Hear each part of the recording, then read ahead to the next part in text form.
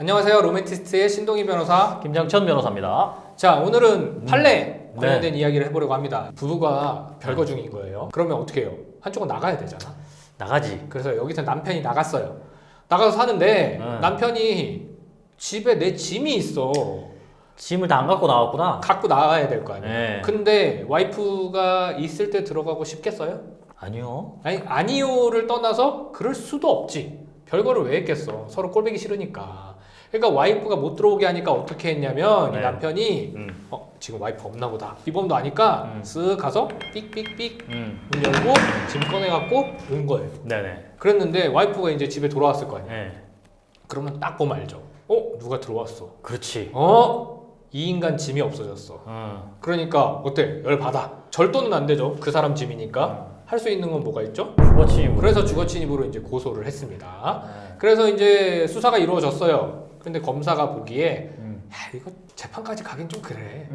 그러니까 검사 입장에서는 무슨 처분을 했죠? 기소유예 처분. 그렇죠. 기소유예 처분을 했습니다. 근데 여기서 우리가 이야기해야 될 게 기소유예는 유죄예요, 무죄예요? 유죄죠. 자, 기소유예는 유죄입니다. 기소유예는 검사 입장에서 야 그래 이거 유죄 맞는데 내가 법원까지 보내긴 좀 그래. 법원에서 너 이거 감옥 가야 되는데 감옥 가는 건 좀 그래 해서 봐주는 게 집행유예잖아요. 그렇죠. 그러니까 주거침입 혐의가 인정된다.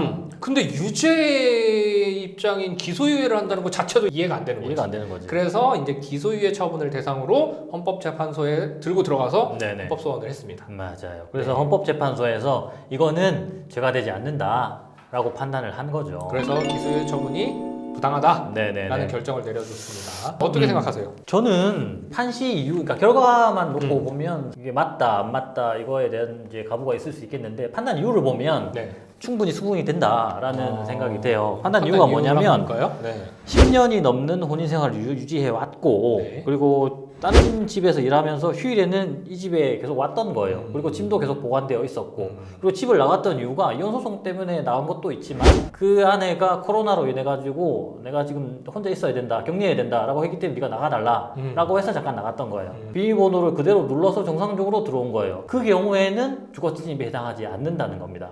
반대로 얘기하면 내 짐이 모두 나갔어요. 완전 별거 상태야. 그럼에도 불구하고 뭐 비밀번호 눌러서 들어갔다? 이때는 주거침입 인정될 수도 있다. 그럴 수. 내가 완전 짐을 뺐는데 현관을 뭐 부수거나 만약에 비밀번호 바꿔놨다 치면 알아내가지고 열고 들어갔다라고 하면 주거침입이 인정된다는 취지예요.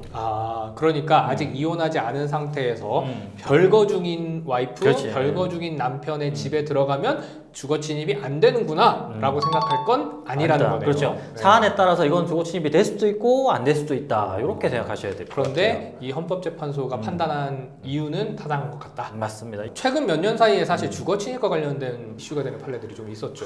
대법원 전원합체 판례가 그렇죠. 있었잖아요. 가장 대표적인 게 바로 상간을 이유로 한 주거침입 이거 처벌이 가능한가? 였습니다. 예전에는 상간남이 집에 들어오면 주거침입 맞다. 그렇죠. 주거침입이다 라고 했는데 네. 이제는 평온하게 그냥 문 열어둬서 들어갔으면 주거침입 아니다 라고 바뀐 거예요. 그렇죠. 이제 과거의 판례는 이제 상간을 이유로 들어왔을 때는 지금 집을 나가 있는 일방 배우자의 주거권을 해하는 것이기 때문에 그렇죠. 이건 그 집에 있는 배우자가 허락해서 들어왔다고 하더라도 주거침입이다. 맞습니다. 라는 입장이었는데 이제 변경된 판례는 집에 지금 있지 않고 나가 있는 배우자의 주거권과 상관없이 그렇지. 집에 지금 있는 사람이 허락해서 들어왔으면 주거침입이라고 보기는 어렵다. 그러니까 과거의 판례는 이제 남편의 주거권을 중시했던 것이고 현재의 판례는 주거의 평온한 상태, 이 상태에 중점을 뒀던 거예요. 평온하게 잘 들어갔으면 이건 주거침입 아니다라는 거지. 아까 제가 헌법재판소 판례는 충분히 수긍이 간다라고 말씀을 드렸잖아요. 이 대법원 전원합체 판례는 수긍이 가지 않아요. 않아요. 내가 나가 있는데 네. 내 집에 네. 그 왜 들어와? 왜 들어왔는지는 알잖아요. 안 돼. 안 돼. 이거 주거침입 인정해야 돼. 그러면 간통도 인정 못해. 뭘로 해야 돼 이거를? 그렇게 분노하시는 분들이 있기 때문에 안 돼. 문제가 있다라고 할 수 있겠지만 어쨌든 대법원 전원합의체 변경이 있었기 때문에 지금의 기준으로서는 네. 이제 상간을 이유로 주거에 들어와도 주거침입죄로 처벌할 수는 없는 게 지금 판례의 태도라는 것은 명확하죠. 그 대법원 판례를 어느 정도 참조를 하고 난 다음에 헌법재판소 재판관님들도 그 판단에 대해서 수긍은 하지만 어느 정도 안에 구체적인 사안 없이 이것만 하면 국민적인 반발이 있을 수 있다 라고 생각을 했기 때문에 이거에 대해서 주거침입이 아닌 것은 맞다. 하지만 그 이유는 이러한 사실관계가 있었기 때문에 주거침입은 아니다라고 나는 생각을 한다. 라고 판단하지 않았을까? 좀 더 자세한 설명을 덧붙인 것일 거다. 네. 아니면 그냥 대놓고 아니 별거 중인 집에 들어가면 주거침입이다. 주거침입 아니다. 이거를 판단하면 사실 이것도 의견이 굉장히 분분할 수 있습니다. 자, 오늘은 주거침입과 관련된 헌법재판소 판례를 언급하면서 네네. 몇 년 전에 있었던 대법원 전원합의체 판례까지 한번 훑어봤네요. 주거침입 내 집이라도 함부로 들어가면 안 되지. 이제는. 네. 오늘 판례를 훑으면서 김 변호사님의 분노를 엿볼 수 있었습니다. 씁쓸하다. 자, 오늘은 여기까지 말씀 나누겠습니다. 감사합니다. 감사합니다.